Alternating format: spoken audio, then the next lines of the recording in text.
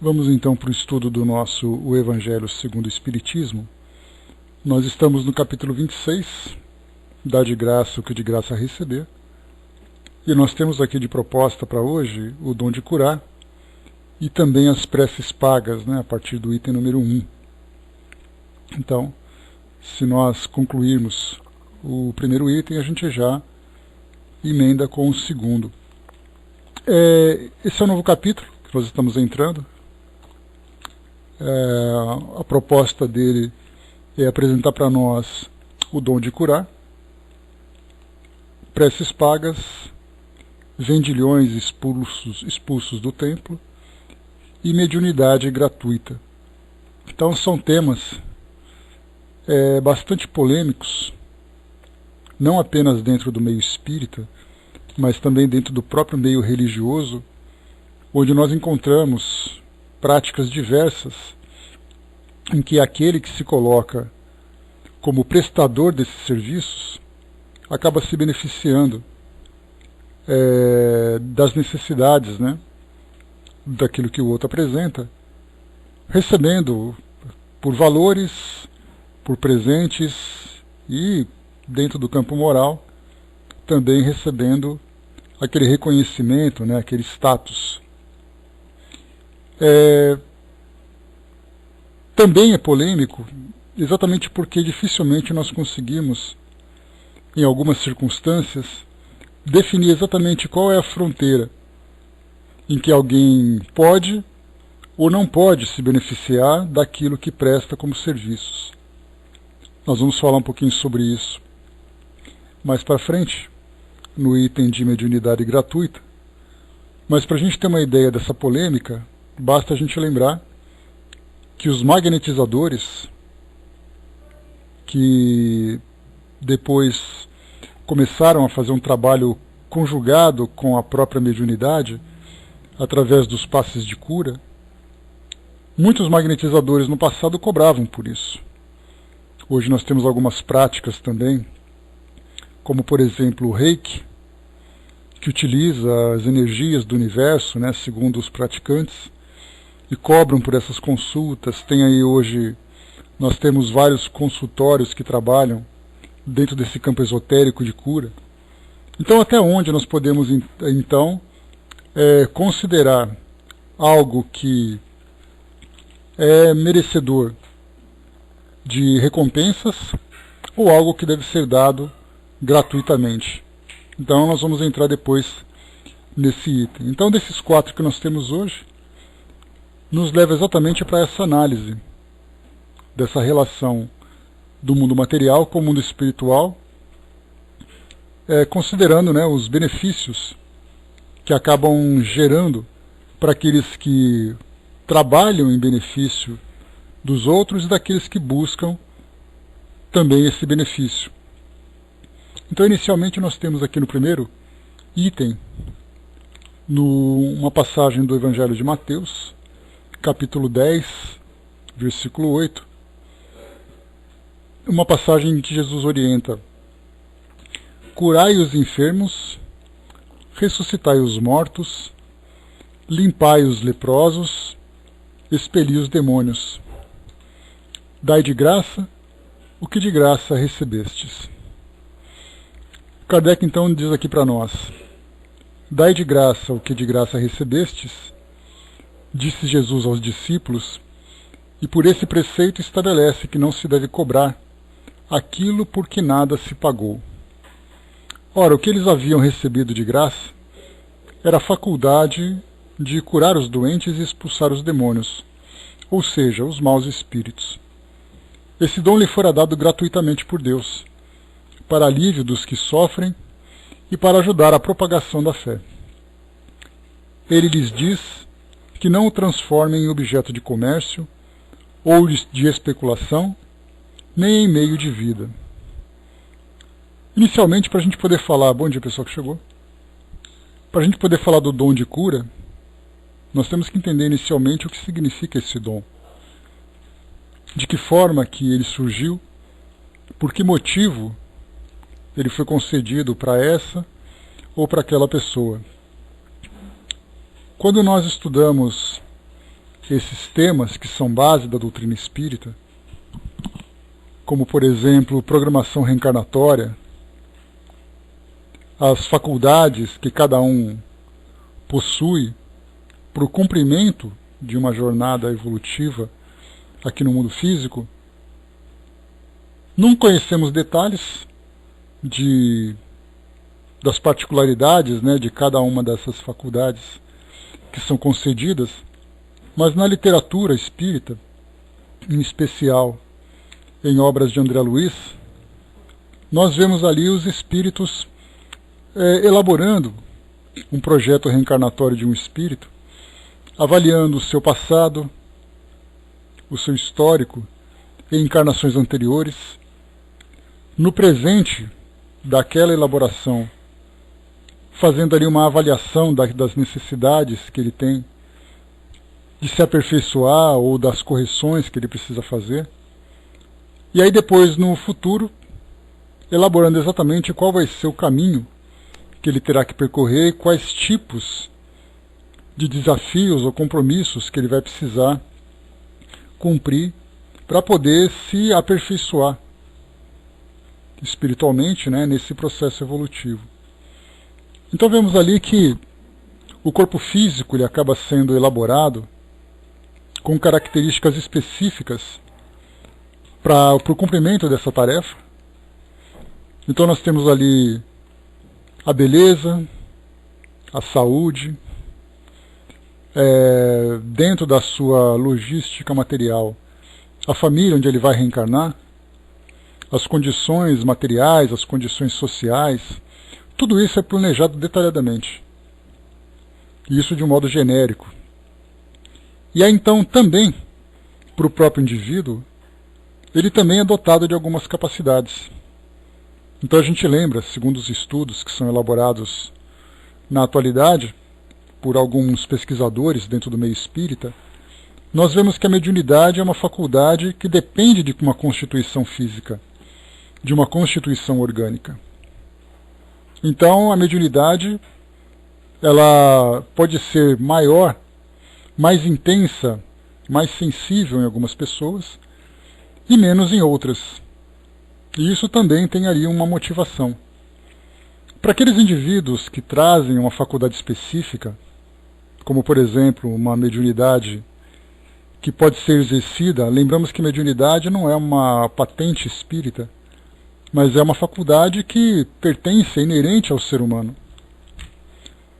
Então, independente da crença, independente da cultura, independente do sexo, da raça, a mediunidade simplesmente surge.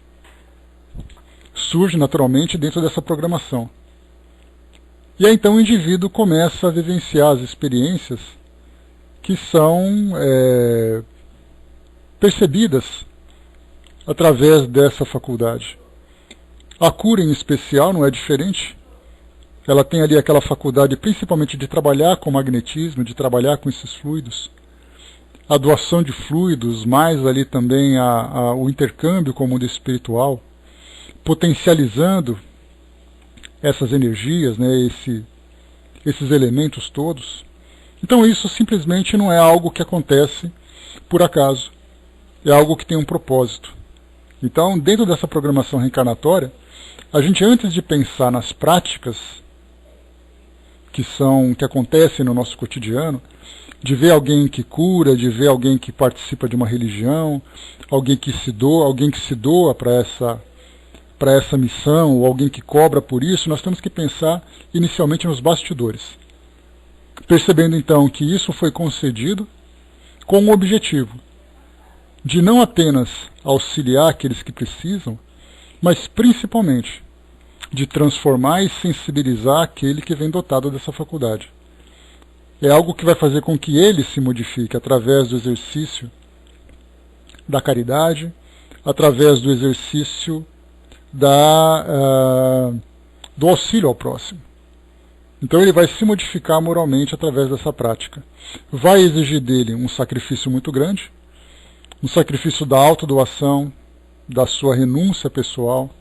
Da autodoação é porque ele vai ter que simplesmente abrir mão do seu tempo, abrir mão da sua tranquilidade para poder servir aqueles que buscam essa assistência. E renunciar aos seus próprios interesses vem exatamente ali trabalhar com a humildade, com a simplicidade, sem se deixar levar por essa vaidade, pelo orgulho que é muito natural. Nós lembramos de muitos médiuns dentro da história espírita que acabavam sendo constantemente assediados pelas pessoas, não apenas pelas solicitações que eram apresentadas, mas em especial pelos elogios que recebiam. Porque você é um médium maravilhoso, porque se não fosse você, graças a você, não tenho como agradecer. Então o ego vai começando a inflar, ainda que as pessoas que fazem isso não tenham a intenção dessa bajulação toda, o ego acaba se deixando levar, fazendo com que o indivíduo se veja mais especial do que realmente é. Então, renúncia, sacrifício, dedicação, autodoação, são vários atributos, né, ou várias virtudes que se desenvolvem através dessas práticas. Então vimos nos bastidores que é algo que é concedido ao indivíduo para que ele tenha ali uma missão, né, um trabalho, seja direcionado a si próprio, seja direcionado ao próximo.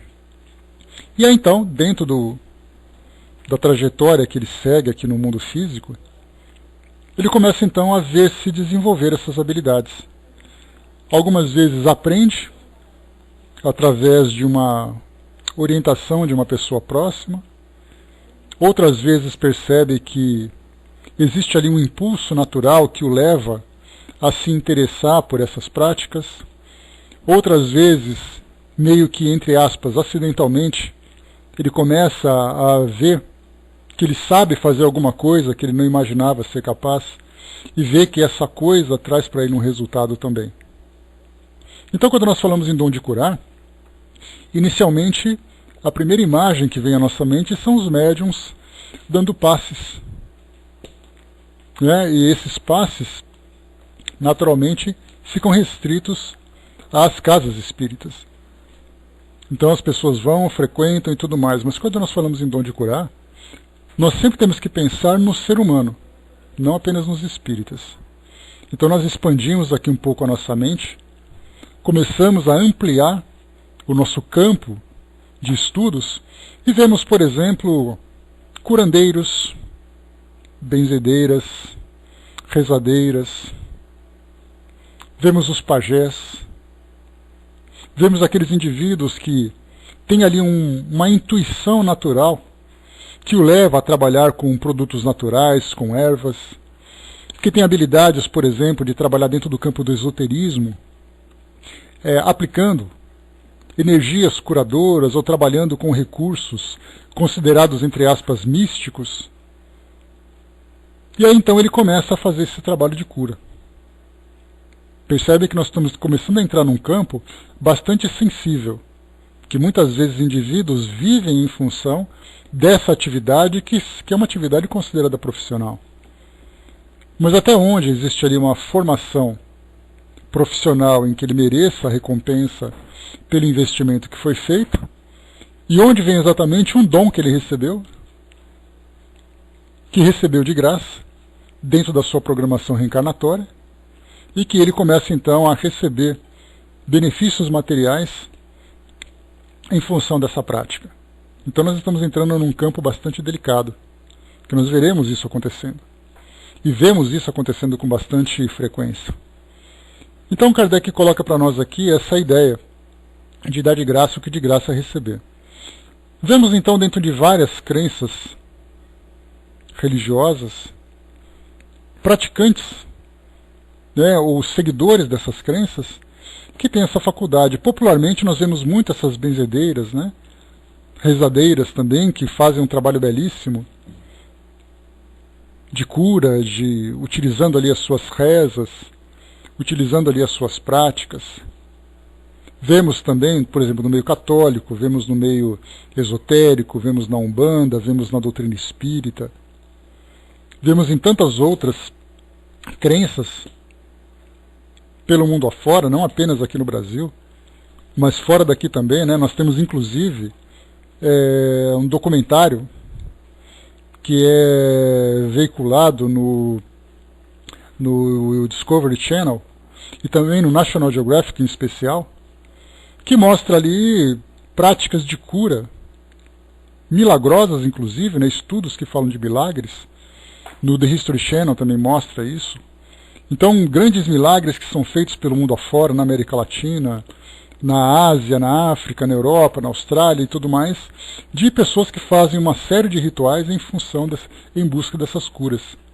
Além de outros interesses, naturalmente, que nós veremos, como expulsar demônios, exorcismos que são feitos. Isso nós vemos ali as práticas das mais bizarras, daquelas pavorosas, né, de imaginar assim que se um indivíduo se deixa ou se oferece ou se submete, mais corretamente, se submete a alguns tipos de rituais, mostra um desespero total, porque ali a pessoa, para se colocar diante daquilo que vai ser apresentado e aquilo que ele vai receber, é algo simplesmente assustador.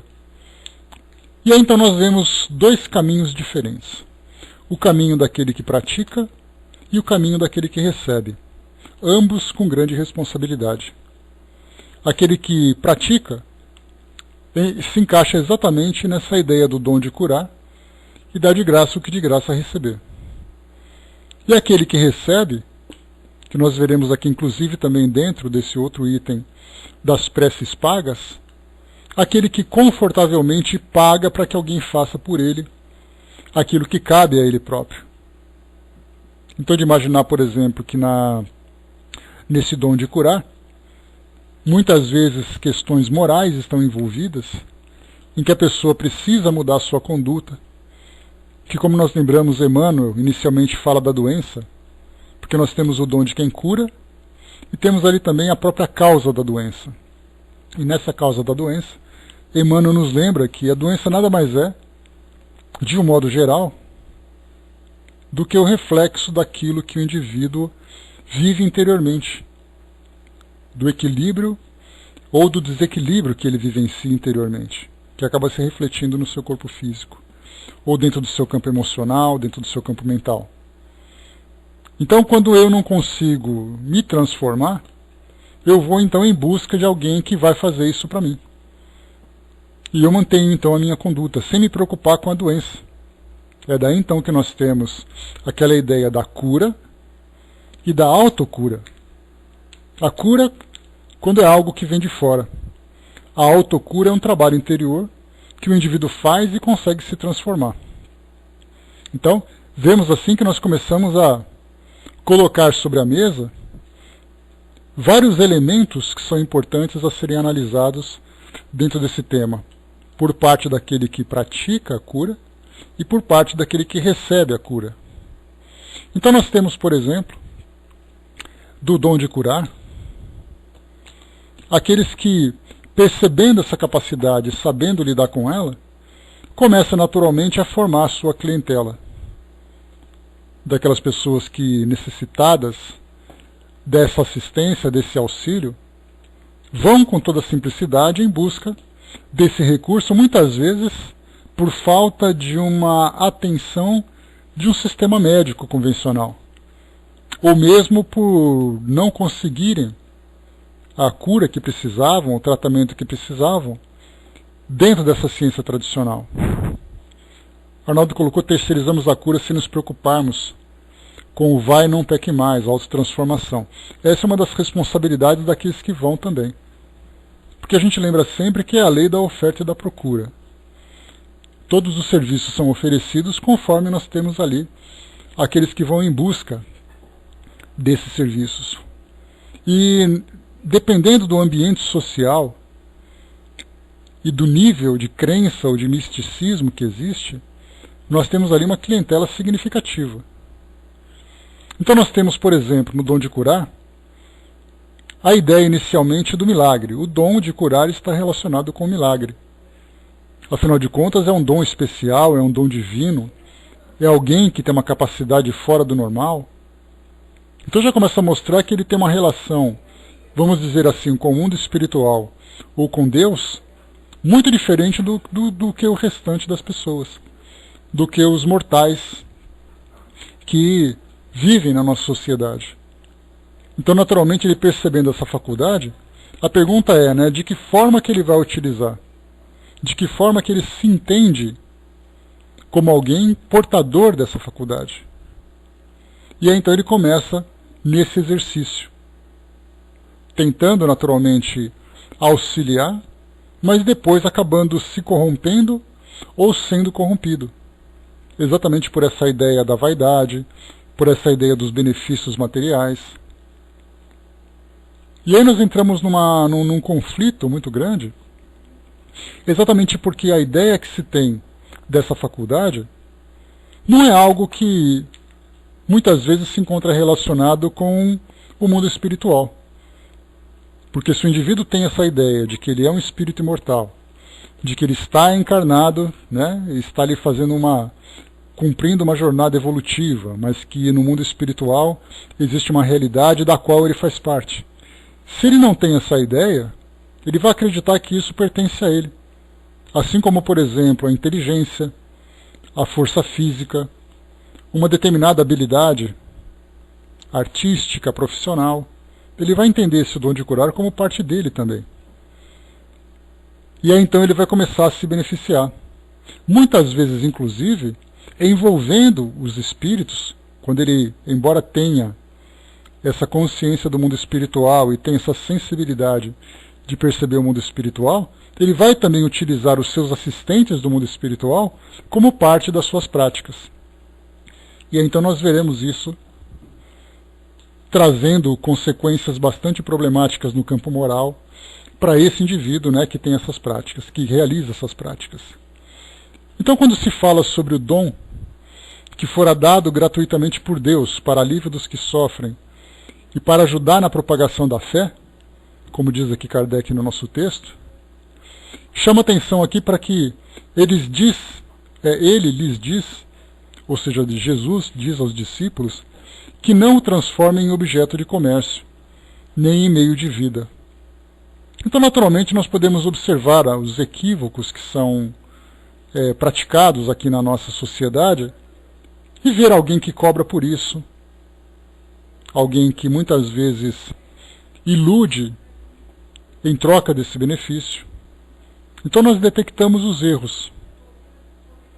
E é natural que nós, que muitas vezes nos beneficiamos dessa assistência, também tenhamos consciência agora das nossas responsabilidades, de estarmos alimentando esse tipo de prática e de estarmos principalmente abrindo mão, fugindo das nossas próprias responsabilidades.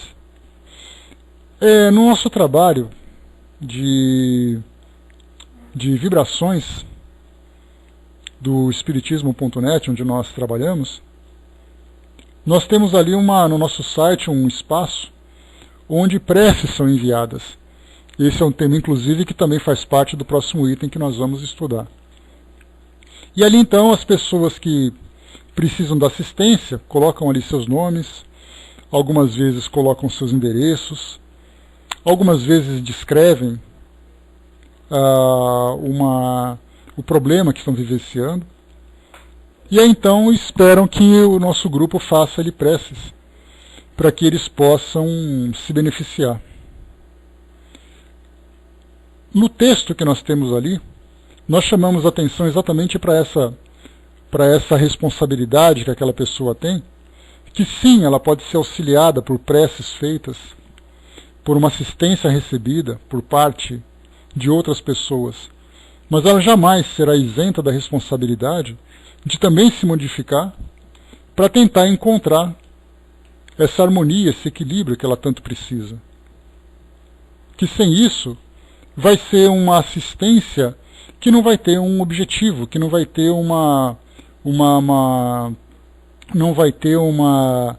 eficácia desejada, exatamente porque ela continua ainda mantendo aquela postura que causa o desequilíbrio, e essa doença que ela imagina ter, ou que ela tenha, acaba sempre permanecendo, sempre continuando, afetando-a de uma forma muito dramática muitas vezes. Então é fundamental que nós que estudamos esses aspectos, né, da nossa vivência aqui no mundo físico e essa nossa relação do mundo espiritual, entendamos exatamente de que forma que nós participamos dessa prática de cura, que muitas vezes acaba envolvendo também o pagamento para que ela venha. Dudu colocou, né, o AF poderia ser considerado um processo de cura, sem uso dessa mediunidade, porque tenho visto muita gente se curando através das terapias, se podemos dizer, né? Muita gente tem feito relatos de melhora através do AF. A ideia da cura, ela acaba sendo muito abrangente, né? Porque nós temos, como eu falei para vocês,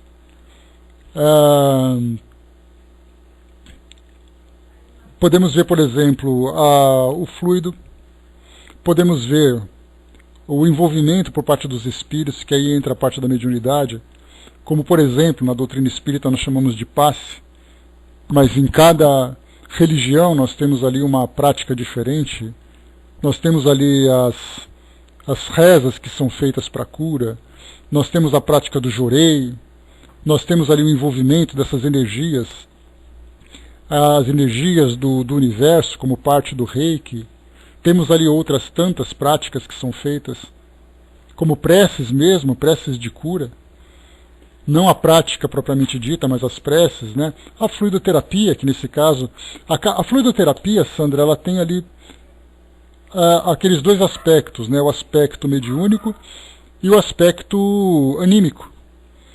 A gente lembra que nos nossos tempos atuais não se fala em magnetismo relacionado com essa ideia da cura. Para nós espíritas, esse é um tema que faz parte dos nossos estudos. É um tema que é a base dessa fluidoterapia praticada dentro da doutrina espírita. Mas quando nós voltamos no tempo, nós encontramos ali praticantes na época de Kardec,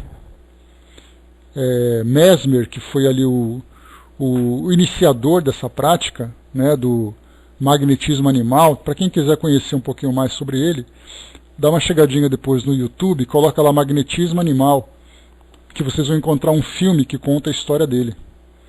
E aí mostra que os experimentos que ele fazia, ele era um psiquiatra, né, trabalhava ali num hospital psiquiátrico, e ali tinha muitos pacientes que apresentavam distúrbios que simplesmente não havia curas dentro da medicina tradicional, ainda mais no final do século XVIII.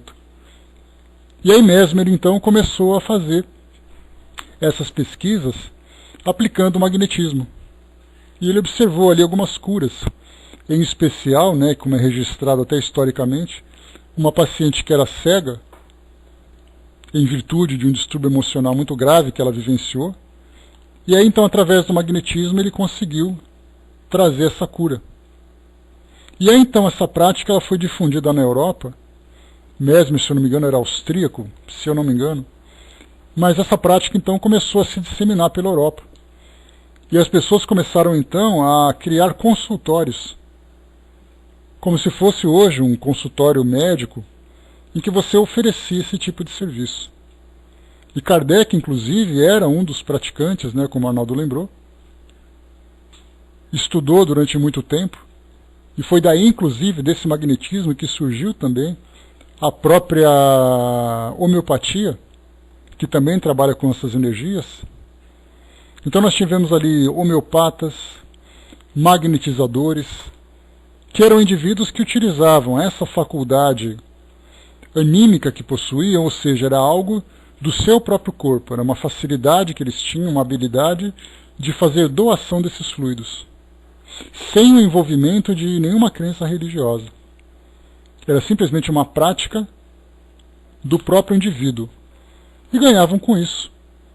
Kardec era magnetizador, nós sabemos muito pouco sobre as práticas de magnetizador de Kardec, como ele trabalhava, com que frequência, quem eram ali os seus colegas de trabalho, de que forma que eles viviam dentro dessas práticas, se beneficiavam financeiramente ou não. Então sabemos muito pouco dessa vivência de Kardec antes dele começar a trabalhar junto aos espíritos. Nós temos inclusive relatos, né, de pessoas obsediadas. Na Revista Espírita ele fala sobre isso, que buscavam, através dos magnetizadores, essa cura, se livrarem desse processo obsessivo. E aí Kardec inclusive relata para nós uma situação de uma jovem que se encontrava num processo obsessivo gravíssimo, e ela então buscou exatamente o magnetizador. Já que a medicina não tinha nenhum recurso que pudesse auxiliá-la, então esse magnetizador acabou ajudando, mas ele acabou sendo um pouco ineficaz. Porque embora ele fosse muito habilidoso, muito talentoso no exercício dessa prática, a obsessão, a gente lembra sempre, ela envolve um aspecto moral muito importante. Então, por mais potente que fosse a sua faculdade, ela tinha pouco efeito exatamente por não envolver nenhum elemento moral para poder trazer ali, oferecer características próprias para os fluidos que eram doados. Então, depois de muito tempo, ela acabou não tendo o atendimento que desejava, e aí então Kardec teve contato e começou então a fazer um trabalho de preces, a fazer um trabalho que a gente poderia chamar de doutrinação desse espírito obsessor, além da própria prática dos passes. E aí então o efeito foi observado. A jovem começou a ter uma melhora significativa. Isso porque então envolveu nesse caso um aspecto moral. Porque o fluido por si só, ele não pode fazer um trabalho que depende de outras consciências, ele atua no corpo físico, mas ele não atua no campo moral. Então era uma prática muito comum naquela época. Daí então que nós lembramos que cobravam, tinham consultórios, faziam publicidade. Isso acabou inclusive entrando dentro daquele campo circense, onde nós tínhamos ali o hipnotismo, que não tinha esse nome ainda de hipnose, mas falava exatamente de transe magnético, né? Kardec também fala sobre, usa essa expressão porque não havia a hipnose naquela época. Então se cobravam, então hipnotizadores cobravam, magnetizadores cobravam, nos espetáculos, nos teatros da Europa, né? Porque a gente lembra que os circos não eram comuns na Europa exatamente porque não fazia parte daquela cultura, e até mesmo por falta de espaço, né? Embora nós víamos ali alguns grupos ali itinerantes. Mas os teatros eram principalmente locados para que essas apresentações acontecessem. Então nós tínhamos ali os mágicos, tínhamos ali os ilusionistas, como Kardec ele utiliza muito essa expressão, os prestidigitadores.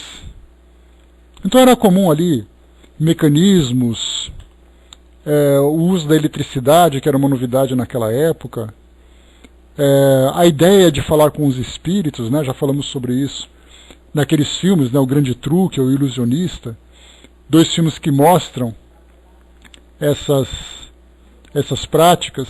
Então conversar com os mortos, conversar com os espíritos, era algo que também fazia parte dessas apresentações. E aí então o magnetismo também acabou entrando exatamente nessa ideia da hipnose, de fazer com que o indivíduo ficasse ali num transe, a ponto de ficar ali com o seu corpo físico rígido e colocar sobre 2 cadeiras, aquela história toda que a gente já viu. Então tudo isso acontecia tanto de uma forma de lazer, como também de uma forma terapêutica, e isso era cobrado. Exatamente porque não envolvia, nesse caso, esse campo moral, esse aspecto moral, e também não se envolvia nesse aspecto religioso.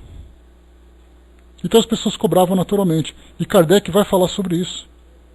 Quando falar sobre a mediunidade, ele vai lembrar exatamente sobre essa possibilidade de que o indivíduo tem direito de cobrar de algo que depende dos seus esforços, do seu desgaste pessoal. Porque o magnetismo, nesse caso, é uma doação do indivíduo. É uma energia que ele despende de si próprio, e ele tem direito, nesse caso, a cobrar por isso, por esse trabalho que ele faz.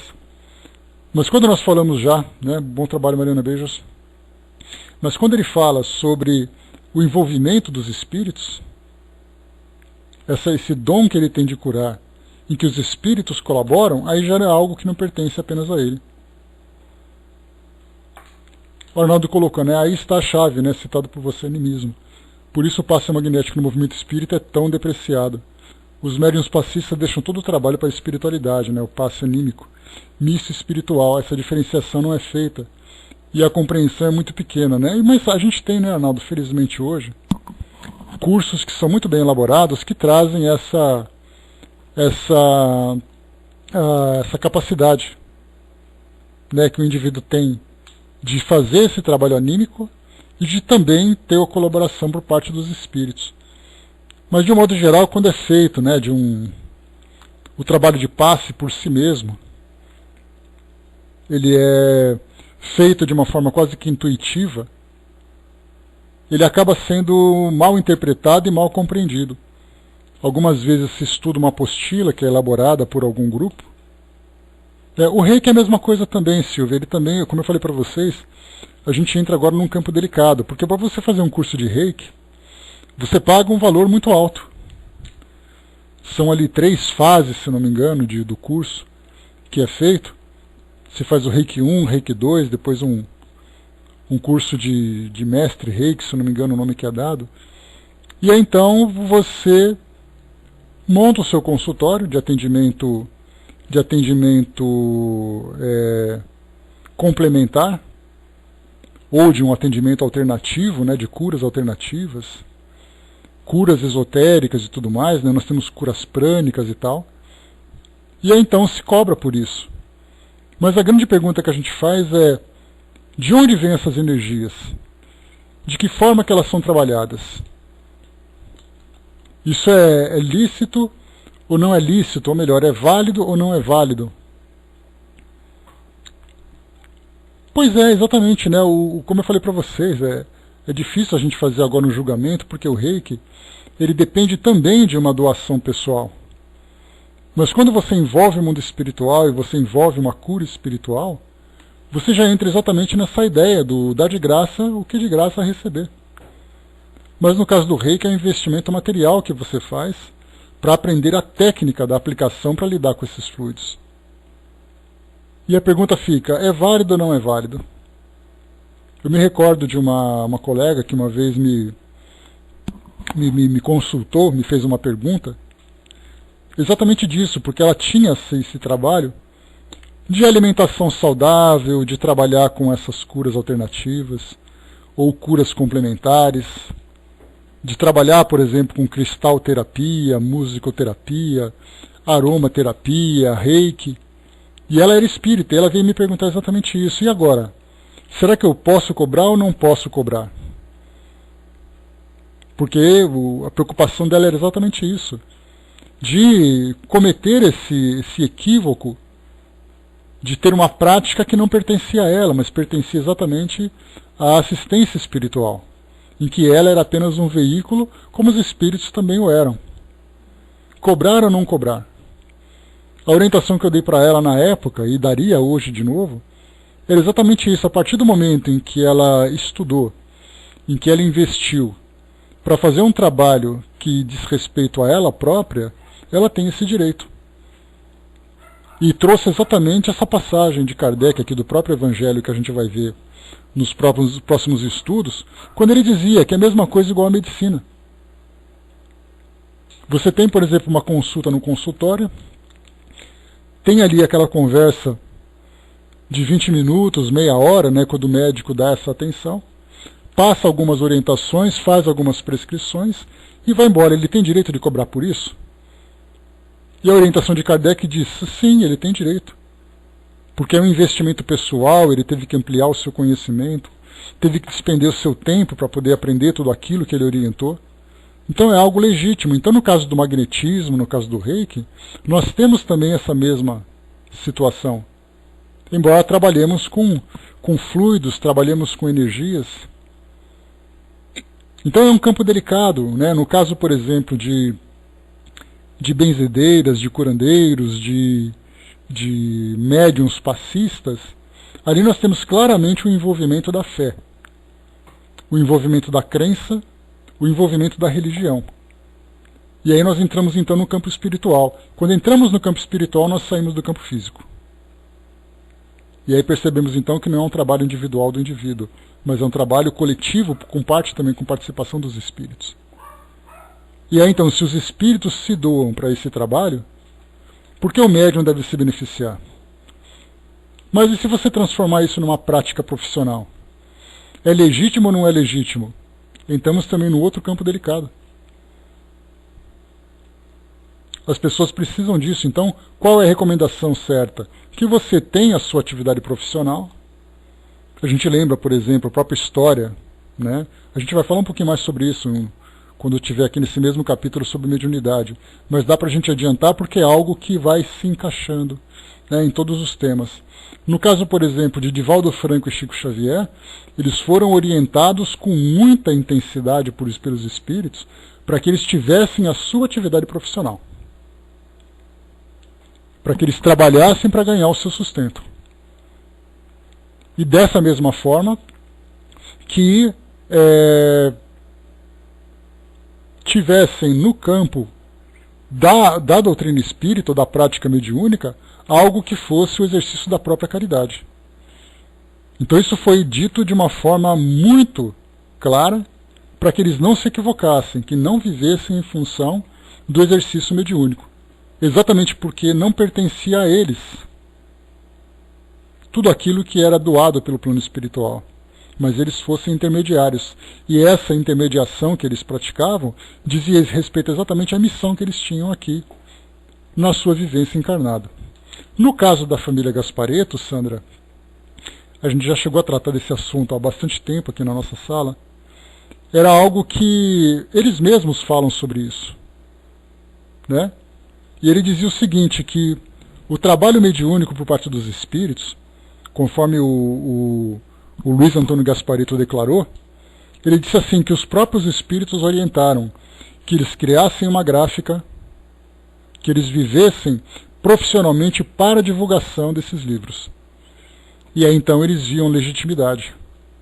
Porque para nós é muito delicado também fazermos uma crítica desse campo, quando nós temos, por exemplo, uma federação espírita que tem editora. No caso, por exemplo, do Centro Espírita Leão Denis tem a sua editora. No caso ali, nós temos um trabalho profissional de divulgação. E a renda que é recebida em função dessas vendas acaba sendo revertida tanto para a manutenção da empresa, como também para o sustento de obras sociais. Obrigado, Cinzinha. Então, dentro do meio espírita não é diferente. Ah, mas os Gasparitos ganham dinheiro com isso. A Federação Espírita Brasileira também ganha. Centros espíritas também ganham. E agora, como é que a gente vai lidar com essa situação? E aí a gente vê então outro exemplo no caso do Chico, na publicação dos seus livros, que ele declarou oficialmente com uma declaração registrada num cartório, que todas as rendas dos seus livros seriam doados para obras sociais. Então, essa questão de dinheiro para nós, ela acaba sendo assim, enquanto você...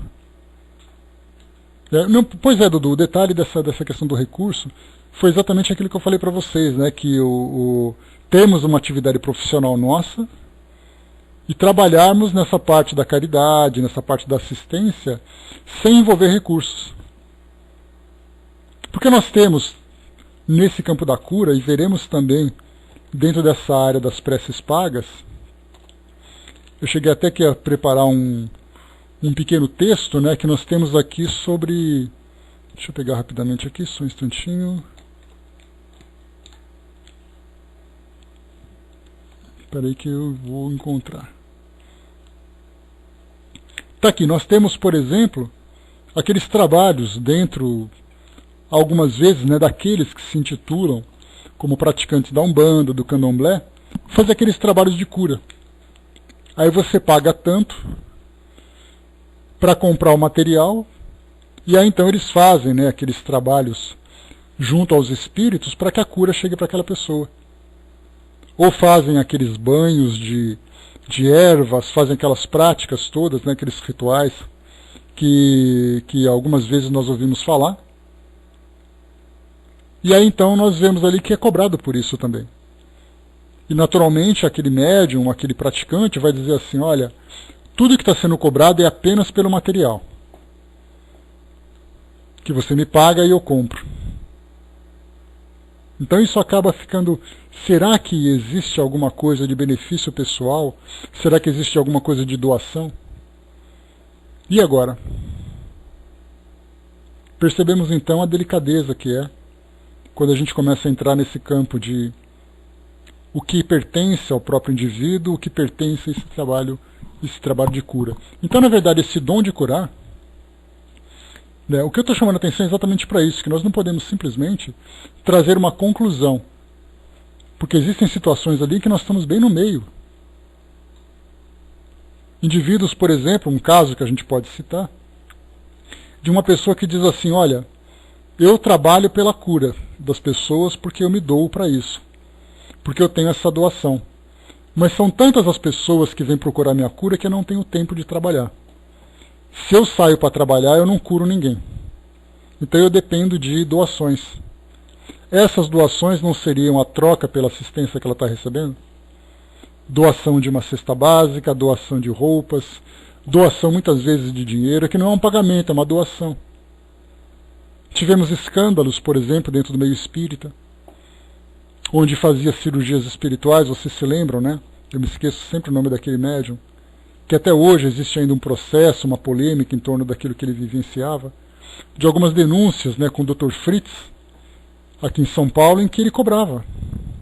Não cobrava em dinheiro, mas ele dizia assim, olha, sempre que você vier, colabore com o nosso hospital, traga alguma coisa. E aí depois houve denúncias, né, em que realmente ele cobrava por dinheiro também, mas até aí é algo que vem sendo julgado. Nós temos aqui em São Paulo algum centro que quando você passa pelo tratamento de cura, há uma prescrição de homeopatia e de fitoterapia. E eles dizem assim, olha, o atendimento que você recebe, você precisa comprar na nossa farmácia. Então, quer dizer, é quase que uma condição. Para você receber assistência, você deve comprar a medicação naquela farmácia. Na farmácia interna do centro que fornece essa medicação. E agora? Como lidar com isso? E se você disser assim, não, mas eu prefiro comprar em outro lugar, eu posso? Ah, poder pode, né? Mas a gente prefere que você compre aqui. São centros espíritas. Então o que nós temos que pensar? Que para que essas práticas deixem de existir, existe ali primeiro uma necessidade de uma moralização, de um entendimento também mais profundo a respeito dessa relação com o mundo espiritual e também dessa faculdade de cura, para que essas práticas equivocadas não sejam realizadas no nosso meio. A Vera colocou, né, dependendo da situação que os espíritos estão assistindo a esses também. Então, na verdade, a gente começa pela moralização e pelo entendimento. É a base de tudo. Até mesmo, isso não apenas relacionado com o dom de curar, mas isso relacionado também com a nossa vida cotidiana. Na sua vida no trânsito, na sua vida profissional, na forma como você exerce a sua profissão. Para que ela seja lícita, há a necessidade que você seja moralizado. Para que você entenda as suas responsabilidades. Não apenas entender o que é certo e errado, mas se fortalecer para escolher sempre o caminho certo e não se deixar levar pelas tentações. Então vemos que a moralização, e que a gente pode chamar de evangelização, mas esse nome evangelização ele acaba tendo uma conotação religiosa muito forte. Que as pessoas falam assim, mas evangelização, não quero me misturar com essa coisa de religião. E na verdade os evangelhos para nós, embora eles sejam vistos como palavras divinas, como palavras de Deus e tudo mais, nada mais são do que os relatos sobre a vida de um indivíduo.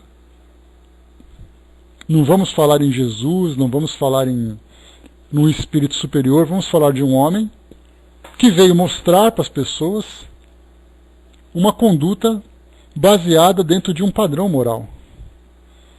Então os evangelhos, embora sejam vistos hoje como livros religiosos, na verdade são livros moralizadores, que se nós trocássemos o título, trocássemos a capa e deixássemos apenas a essência moral do seu conteúdo, nós teríamos ali um livro que seria aceito pelas pessoas sem nenhuma visão religiosa. Então a evangelização, ou se a gente pode mudar o nome, essa moralização, é ela que vai fazer com que todas as nossas práticas, dentro do meio religioso ou não, dentro do meio profissional ou não, sejam sempre modificadas, transformadas, para que atinjam esse equilíbrio. Dudu colocou aquele médico que tira um dia da semana para clinicar, isso é caridade. Fez a opção dele. Então, embora nós vejamos hoje situações bastante escandalosas, em que o indivíduo se beneficia, e vemos ali o caráter ainda não solidificado, né, um caráter ainda bastante frágil, se beneficiar dessas práticas, nós temos aqueles que vão se aproximando cada vez mais da moralidade, mas ainda encontrando um deslize ou outro no caminho. Então o entendimento para nós fundamental, o dom de curar, vem aqui para nós. Ele começa então inicialmente, como nós vimos aqui agora para fechar o nosso raciocínio. Inicialmente, saber de onde vem esse dom. Por que ele existe? Qual é o seu propósito? Quem é aquele que pratica? De que forma é que aquilo vai ser utilizado? Depois nós chegamos aqui no mundo físico e começamos a fazer uma análise daqueles que praticam, daqueles que se doam e daqueles que vivem dessa prática. Essa prática é exclusivamente anímica ou é uma prática que envolve também o mundo espiritual? E esse mundo espiritual, como nós colocamos, ele é algo que precisa ser bem compreendido. Porque não é simplesmente algo divino que chega até ele. Nós temos ali espíritos que estão envolvidos, um trabalho que é organizado. Então, o que pertence ao indivíduo, o que pertence aos espíritos e o que é feito em caráter de colaboração. E depois nós temos a própria responsabilidade também daqueles que se beneficiam dessa assistência. Será que ele simplesmente espera que o milagre aconteça? Ou ele necessita dessa automoralização para fazer com que essas doenças acabem? Todos esses aspectos devem ser analisados. E claro, nós poderíamos trazer aqui vários e vários exemplos de situações que acontecem. Eu me recordo de ter conhecido um senhor que trabalhava porque já há muitos anos que eu não tenho notícias, ele já era um senhor de uma idade avançada, então não sei se ainda se encontra encarnado ou não, ou se ainda desempenha aquela tarefa ou não. Mas ele simplesmente fazia doação de ervas medicinais, né, que estudadas dentro do campo da fitoterapia, e fazia isso gratuitamente. Ele trabalhava numa região de uma reserva natural, onde ele tinha ali um campo onde ele cultivava essas ervas. Então você ia até lá e falava assim, olha, eu estou com esse problema e tal. Ele falava, vem cá meu filho, eu vou pegar para você. Pegava ali uma quantidade de ervas, passava orientação, entregava e não aceitava pagamento nenhum. Esse dom de curar, embora não fosse um dom físico, era um conhecimento que ele tinha. E esse conhecimento ele oferecia gratuitamente. Então vemos ali que a prática da caridade ela também pode ser vista de uma forma muito discreta, como nesse caso, ou de uma forma muito clara, com instituições elaboradas, com indivíduos que se apresentam, né, como trabalhadores de fato. Então todos esses pontos devem ser analisados cuidadosamente.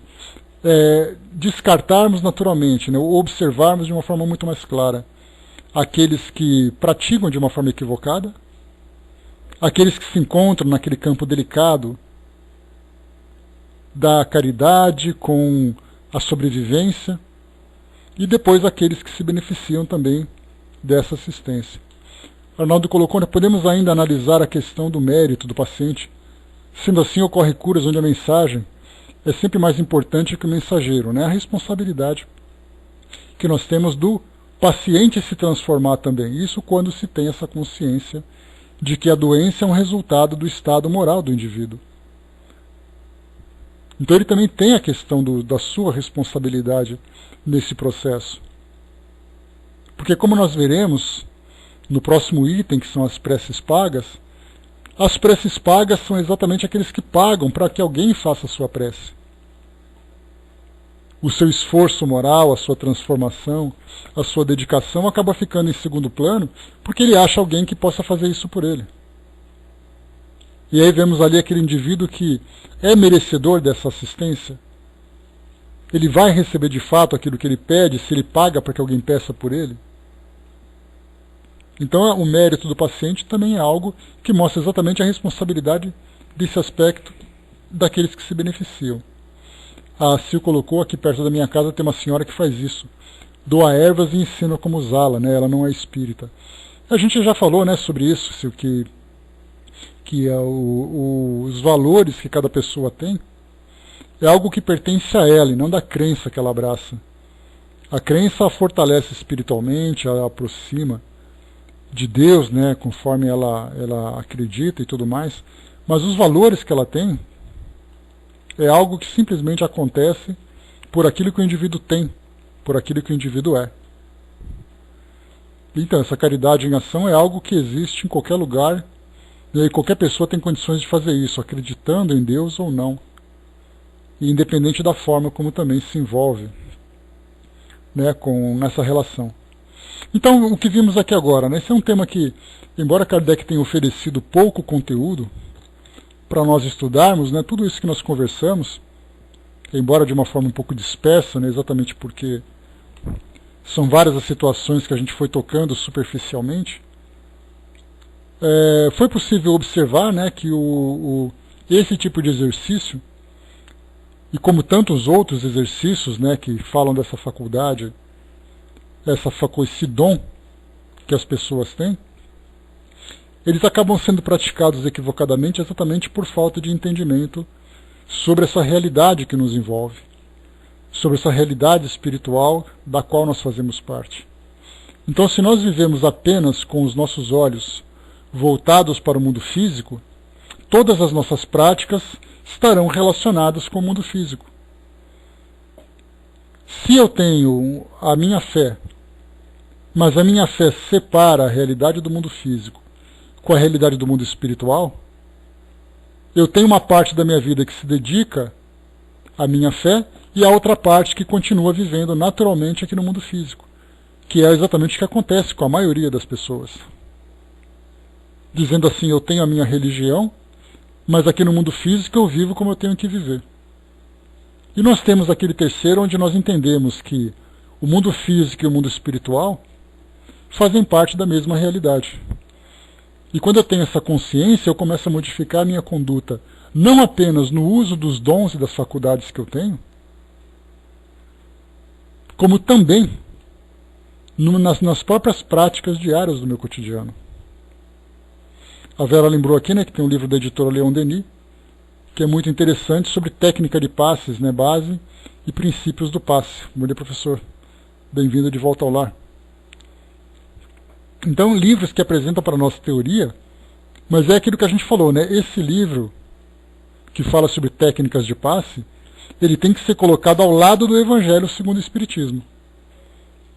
Exatamente para que a gente, através da evangelização e do conhecimento que é adquirido, seja feita aquela prática adequada, aquela prática equilibrada. Se vai se estudar magnetismo, como eu falei para vocês, é algo que nós não vemos hoje, mas que em séculos passados era algo visto de uma forma muito natural, aceito de uma forma profissional tranquila, até porque a medicina era muito precária naquela época e era muito restrita a algumas pessoas. Basta a gente pegar os filmes de época que tratam dessa questão da saúde, nós vemos como era difícil essa questão, né? A gente vê, por exemplo, um filme que fala do século XVIII, do século XIX, e aí então de vez em quando aparece aquele médico que vai em casa tratando as pessoas com alguns tipos de remédio, que você coloca algumas gotas, algumas práticas estranhas, né, envolvendo eletricidade, envolvendo manipulações, etc. e tal. Então o magnetismo era mais uma opção que se tinha. E aí então era visto de uma forma muito tranquila, de uma forma muito natural. Só que aí começou depois a entrar o entendimento sobre a realidade espiritual. E aí quando os indivíduos começaram a se ver acompanhados de desencarnados, aí a relação já começou a se modificar. O próprio Kardec já também se modificou nesse ponto. Porque embora ele tivesse toda a missão de elaborar a doutrina espírita, de fazer a sua divulgação e tudo mais, até o momento em que ele teve aquele contato, pelo menos de uma forma consciente, ele apenas via aquela realidade do mundo físico, onde essas práticas eram vistas de uma forma muito natural. Quando ele começou a tomar consciência da realidade espiritual, as suas práticas começaram a se modificar significativamente. Então, de modo geral, pessoal, para concluir aqui o nosso estudo de hoje, a questão dos dons da cura, relacionada com a evangelização, passando por esse campo delicado daquilo que pertence ao indivíduo e daquilo que pertence a Deus, podemos dizer assim, de uma forma mais abrangente, porque esse dom de curar é um dom que pode ser tirado, assim como ele foi concedido. A mediunidade, como nós vimos, também é algo que vem de uma constituição orgânica, e esse organismo foi elaborado exatamente para que ele tivesse essa faculdade. Então tudo vai depender do quê? Desse conhecimento abrangente que nós vamos tendo. E conforme nós vamos amadurecendo moralmente, as nossas práticas naturalmente vão se modificando. Porque nós falamos da prática da medicina, que é muito legítima de você se beneficiar, de ganhar o seu sustento, mas nada impede que se faça o exercício da caridade. Basta a gente lembrar do próprio Dr. Bezerra de Menezes, quando ele estava encarnado. Como era a sua vivência dentro do campo da medicina? Ganhava a sua vida pelas consultas, tratamentos que ele oferecia, mas ao mesmo tempo também se doava tanto quanto possível. Então nessa parte do campo das energias, do campo mediúnico, do campo espiritual, também é algo que nós vamos naturalmente amadurecendo para poder entender de que forma que essa prática se desenvolve e de que forma que nós temos que nos comportar diante desses novos conhecimentos, desse novo entendimento. Então, fechando por aqui, pessoal, o nosso estudo de hoje, o próximo tema que nós vamos estudar serão as preces pagas, que é algo também muito comum nos nossos tempos atuais. Nós veremos ali, né, as rezas, as orações, os pedidos que são feitos, né, então se paga por isso, tem aqueles que cobram por isso. Nós vamos também analisar exatamente esses dois aspectos, daquele que pratica